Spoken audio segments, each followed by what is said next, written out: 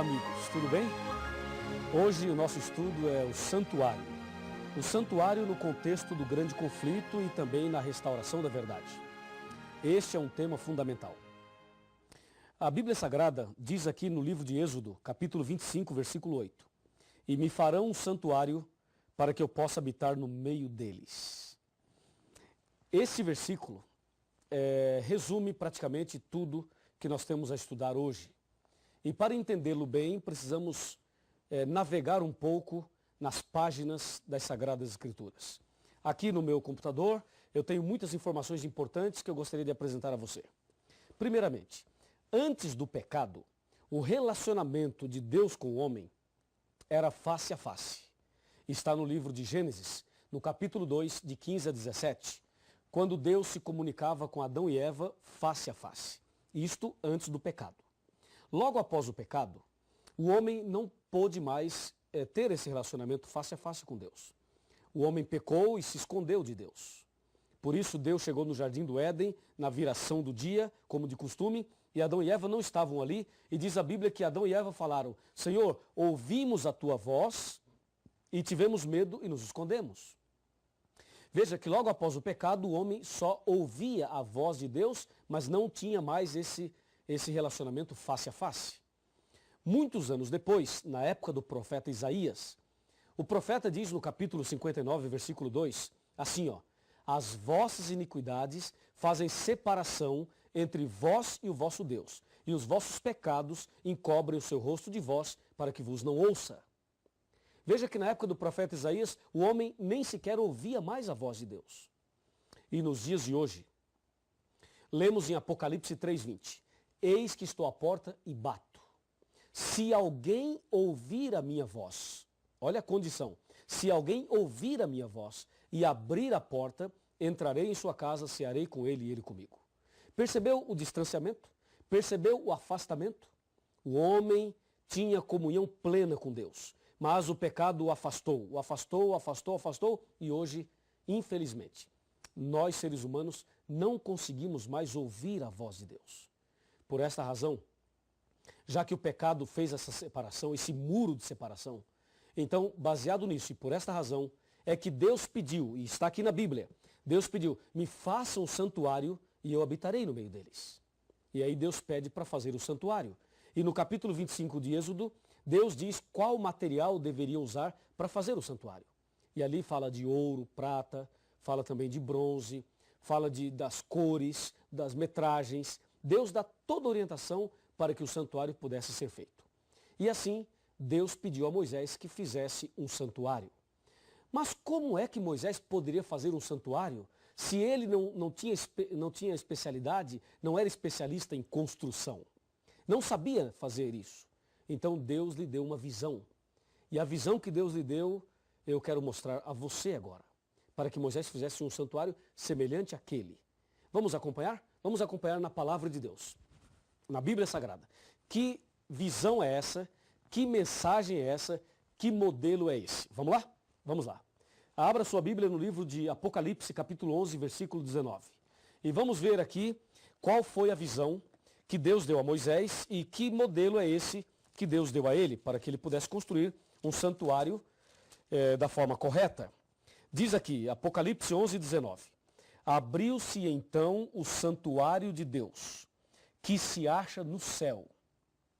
E foi vista a arca da aliança, no seu santuário. E sobrevieram relâmpagos, vozes, trovões, terremoto e grande saraivada. Viu? Deus mostrou a Moisés um santuário que existe no céu e disse a ele: faça um santuário semelhante a este. Aqui no livro de Hebreus, capítulo 8, versículo 5, confirma esta mensagem. Diz assim: os quais ministram em figura e sombra das coisas celestes. Assim como foi Moisés divinamente inspirado ou instruído, quando estava para construir o santuário, o tabernáculo.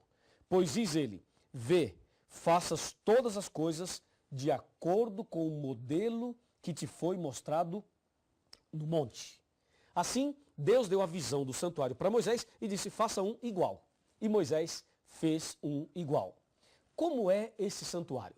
Vejamos alguns detalhes do santuário. de toda essa construção, a mobília, alguns detalhes importantíssimos, conforme Deus mostrou a Moisés naquela visão. Vamos lá. Aqui no meu computador eu tenho muitas informações que eu vou mostrar a você e você poderá acompanhar na Bíblia e também através das imagens. O santuário que Deus pediu que Moisés fizesse deveria ter um pátio, o lugar santo e o lugar santíssimo. Então vamos de novo. O pátio, o lugar santo e o lugar santíssimo. No pátio havia dois objetos. Um altar de sacrifício de animais e uma bacia com água, ou uma pia, se você quiser falar pia, com água. Aí, entrando no lugar santo, tinha uma mesa com 12 pães, eram chamados pães da proposição, pães feitos da flor da farinha, sem fermento. Tinha uma pilha de 6 aqui e uma pilha de 6 aqui, 12 pães. Ainda no lugar santo, tinha um castiçal com 7 lâmpadas. Essas lâmpadas ficavam acesas de dia e de noite, continuamente. E o que fazia aquelas lâmpadas ficarem acesas era azeite, o azeite. Tinha também no lugar santo um altar de incenso. Esse altar ficava mais ou menos ali próximo à divisão para o lugar santíssimo, mas ainda no lugar santo. Um altar de incenso. Depois, passando para o lugar santíssimo, havia uma cortina grande, um véu enorme. Essa cortina chamavam de véu. Esse véu é que separava o santo do santíssimo. No lugar santíssimo havia uma grande arca, um caixote, uma arca de madeira revestida de ouro, e essa arca é conhecida na Bíblia como a Arca da Aliança, ou Arca do Concerto. Ali estava no lugar santíssimo. Dentro desta arca, no lugar santíssimo, tinha o maná, a vara de Arão que floresceu e as 2 tábuas dos 10 mandamentos. Isso estava dentro da arca. Sobre a arca tinha uma tampa, e essa tampa chamava-se propiciatório. E sobre a tampa haviam 2 anjos querubins feitos de ouro, assim, ó, um curvado para o outro, assim, entendeu? Desse jeito. 2 anjos sobre a tampa da arca. E aí, no meio desses 2 anjos, sobre a arca, no lugar santíssimo, era exatamente ali que Deus se manifestava uma vez ao ano. Esse dia que Deus se manifestava era conhecido como o dia da expiação. Era o dia da reconciliação, o dia do juízo, o dia do perdão, o dia da misericórdia. Esse dia da expiação, Deus se manifestava ali, no lugar santíssimo, sobre a arca, entre os 2 querubins. Essa manifestação de Deus ali era conhecida como Shekinah. O Shekinah era a presença de Deus, uma nuvem de fogo com a presença do Deus Todo-Poderoso. Tudo isso que acabei de apresentar a você está em Hebreus capítulo 9, de 1 a 7. Lembrando que no lugar santo, o sacerdote entrava, e no lugar santíssimo, só o sumo sacerdote. O sacerdote entrava no lugar santo 2 vezes ao dia, e no lugar santíssimo, o sumo sacerdote sozinho, uma vez no ano, ou ao ano. O que tudo aquilo significava? Para que aquele santuário? O santuário do Antigo Testamento era como uma escola para ensinar para o povo o plano da salvação. Até porque antes de Cristo morrer na cruz, as pessoas não tinham essa referência que nós temos hoje para obter o perdão pelo sangue de Cristo. Então, eles tinham o santuário e toda vez que cometia um pecado, eles deveriam pegar um cordeiro, o pecador levava o cordeiro até o pátio do santuário, ali ele se ajoelhava, colocava a mão sobre a cabeça do cordeiro, confessava os pecados a Deus e transferia a sua culpa do pecado para o cordeirinho. Depois pegava um facão e cortava o pescoço do cordeirinho. E aquele cordeirinho morria no seu lugar. E o sangue dele era usado ali no santuário pelo sacerdote. E o sacerdote, então, com o seu polegar direito, fazia as impressões digitais nas pontas do altar. E o restante do sangue jogava no véu e derramava à base do altar. Levítico 4, de 23, ou melhor, de 27 a 30. Ali tem a descrição desse ritual do santuário. Assim, o santuário funcionou durante muitos anos antes de Cristo. Era uma tenda móvel que eles montavam e desmontavam. E fizeram isso mais de 40 vezes, aproximadamente 41 vezes, montando e desmontando o santuário. E assim eles faziam o ritual do santuário a cada dia durante o ano todo. Quando completava um ano fazendo tudo isso, então o sumo sacerdote entrava no lugar santíssimo para apresentar os pecados do ano todo a Deus. Deus se manifestava e, pela sua misericórdia, perdoava os pecados do povo. E esse dia era o dia da purificação do santuário, era o dia da expiação, era o dia do juízo. E aí eles faziam toda a limpeza do santuário, trocavam as cortinas, trocavam ali os tapetes, limpavam tudo, todo aquele sangue, tiravam tudo ali e o ano seguinte começava tudo de novo. E assim sucessivamente. Não é incrível tudo isso? É realmente impressionante. Agora, o que cada detalhe desse santuário significava? Primeiramente, o santuário tinha 3 portas. A primeira porta era da rua para o pátio. A segunda porta era do pátio para o lugar santo. A terceira porta era do santo para o santíssimo. Os judeus costumavam chamar essas 3 portas com os seguintes nomes. Da rua para o pátio chamavam de o caminho. Do pátio para o santo chamavam de verdade. E do santo para o santíssimo chamavam de vida. Então era comum falar caminho, verdade e vida. Quando Jesus Cristo esteve aqui na terra, ele usou essas palavras referindo-se a ele mesmo. Em João capítulo 14, versículo 6, Jesus disse claramente isto que acabei de mencionar. Respondeu-lhe Jesus, eu sou o caminho, a verdade e a vida, e ninguém vem ao Pai senão por mim. Veja, Jesus disse, sou o caminho, a verdade e a vida, ou seja, eu sou a porta. Se você pegar João capítulo 10, verso 7 e verso 9, Jesus diz, eu sou a porta. Quem entrar por mim será salvo. Entrará e sairá e achará pastagem. Confirmando aí, as 3 portas do santuário se aplicavam a Jesus. Aqui ainda nas ilustrações, veja, o altar de sacrifício que tinha no pátio, que está em Levítico 1, verso 9, era símbolo de Cristo que se entregou a si mesmo por nós como sacrifício a Deus. Efésios 5, verso 2. Ainda no pátio, aquela bacia com água, Êxodo 30, 18, era símbolo do Espírito Santo, João 7, de 37 a 39. Era símbolo da Bíblia, a palavra de Deus, Efésios 5, 26. E era símbolo do batismo, João 3, verso 5. No lugar santo, aquela mesa com 12 pães, o número 12, Êxodo 25, 30, era símbolo do povo, das 12 tribos do povo de Israel. E o pão sem fermento simbolizava Jesus, o pão da vida. João 6, 48. Lembrando que não tinha fermento, porque fermento era símbolo do pecado. E como Jesus nunca pecou, o pão tinha que ser sem fermento. Ainda no lugar santo tinha um castiçal com 7 lâmpadas. O número 7 representava as 7 igrejas do Apocalipse. Apocalipse 1, versículo 20. E isso está ligado a Êxodo 40, verso 24. E a lâmpada, a luz em si, que ficava acesa de dia e de noite, representava Jesus, a luz do mundo. João 8, versículo 12. Ainda no lugar santo, o altar de incenso. Êxodo 40, 26. Isto era símbolo ou representava a oração dos santos, o culto a Deus, que está em Apocalipse 5, versículo 3.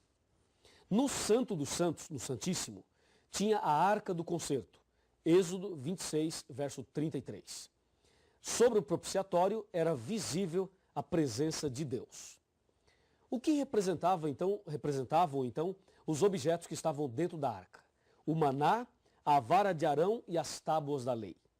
O maná representava o cuidado de Deus, que Deus proverá. Deus cuida de nós e provê o necessário para você e eu vivermos. A vara de Arão representava ali que Deus está no controle. É Deus que dirige a sua igreja, o seu povo e a nossa vida. É Deus que está no controle de tudo, inclusive da sua vida. Ali tinha também as tábuas da lei. As tábuas da lei representavam amor e justiça, ou o juízo final. Assim, você percebeu que o cordeirinho simbolizava Jesus. O sacerdote simbolizava Jesus. O sumo sacerdote simbolizava Jesus. As 3 portas simbolizavam Jesus. O sacrifício era o sacrifício de Jesus. Tudo que tinha no santuário era símbolo de Jesus. Por isso, veja o que aconteceu quando Jesus morreu na cruz, já que tudo representava Jesus, já que tudo era símbolo de Jesus. O que aconteceu quando Jesus morreu na cruz? Vamos ver? Me acompanhe aqui. Primeiramente, nós vamos abrir a Bíblia em Isaías 53, para você ter a certeza que tudo que tinha no santuário simbolizava nosso Senhor Jesus Cristo. Aqui está Isaías capítulo 53, a partir do versículo 3. Com muita solenidade eu vou ler. Era desprezado e o mais rejeitado entre os homens, homem de dores e que sabe o que é padecer. E como um de quem os homens escondem o rosto, era desprezado e dele não fizemos caso. Certamente ele tomou sobre si as nossas enfermidades e as nossas dores levou sobre si. E nós o reputávamos por aflito, ferido de Deus e oprimido. Mas ele foi traspassado pelas nossas transgressões e moído pelas nossas iniquidades. O castigo que nos traz a paz estava sobre ele, e pelas suas pisaduras fomos sarados. Todos nós andávamos desgarrados como ovelhas, mas o Senhor fez cair sobre ele a iniquidade de todos nós. Ele foi oprimido e humilhado, mas não abriu a sua boca. Como cordeiro foi levado ao matadouro. Veja, como cordeiro foi levado ao matadouro. E como ovelha muda perante os seus tosqueadores. Ele não abriu a sua boca. João Batista o reconheceu como Cordeiro de Deus. Quando João Batista viu Jesus ali no Rio Jordão, disse: eis o Cordeiro de Deus que tira o pecado do mundo. Sim, todo o ritual do santuário apontava para Jesus. Assim como o pecador confessava os pecados e transferia sua culpa para o Cordeirinho, e o Cordeirinho morria, assim também Jesus levou sobre si as nossas culpas, os nossos pecados. Todos os pecados Jesus levou sobre si. E, infelizmente, Jesus teve que morrer. Mas, felizmente, ele morreu. Porque se ele não morresse, nós não seríamos salvos. Ele levou sobre si os nossos pecados. Como o cordeirinho, também no Velho Testamento, simbolizava isto. Meu amigo e minha amiga. Agora que você entendeu muito bem isso, é preciso entender o último aspecto desse estudo. Aqui em São Mateus, no capítulo 27, no versículo 50 e no versículo 51, aqui diz: e Jesus, clamando outra vez com grande voz, entregou o Espírito. E eis que o véu do santuário se rasgou em 2 partes, de alto a baixo. Tremeu a terra, fenderam-se as rochas. Ou seja, quando Jesus morreu na cruz, todo aquele ritual do santuário acabou. Todo aquele sistema de sacrifício de cordeiros do passado perdera o valor quando Cristo morreu na cruz. Hoje, Jesus ressuscitou, ou melhor, já está ressuscitado, ressuscitou ao 3º dia, e hoje ele está no céu, à direita de Deus, no lugar santíssimo do santuário, intercedendo por nós.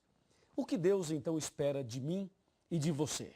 Por favor, vem aqui bem pertinho, quero falar algo muito importante para você. Pode se aproximar aqui, quero falar algo muito importante para você. Vem cá. Apocalipse 3:20 diz assim, eis que estou à porta e bato. Se alguém ouvir a minha voz e abrir a porta, entrarei em sua casa, cearei com ele e ele comigo. Lembra, no santuário tinha 3 portas. Jesus é a porta. E Jesus já abriu a porta da salvação para você quando morreu na cruz. Hoje, só falta você abrir a porta do seu coração. Como está o seu coração? Está fechado ou está aberto? Se ele estiver aberto, meus parabéns. Mas se ele estiver fechado, abra-o agora mesmo. Entregue a sua vida a Jesus. Tome uma decisão e Deus fará de você a pessoa mais feliz do mundo. Em breve Jesus vai voltar e quer levar você para o reino da eterna felicidade. Se você deseja abrir o seu coração para Jesus hoje, então feche os seus olhos agora e vamos fazer uma oração. Querido Deus, muito obrigado pelo estudo de hoje. Muito obrigado porque Jesus é o Cordeiro de Deus que tira o pecado do mundo. Levou sobre si os nossos pecados e a sua capacidade em perdoar é muito maior do que a nossa capacidade de pecar. Eu entrego essa pessoa que está estudando a Bíblia comigo nas tuas mãos. Em nome de Jesus. Amém. Cada dia posso ver, perceber em seu olhar as pessoas tão vazias, cheias de pesar,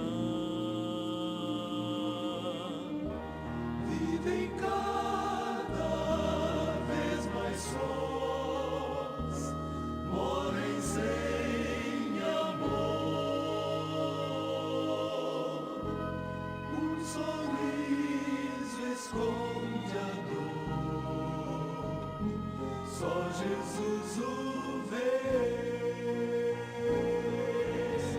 Busquem a Jesus, busquem a Jesus. É preciso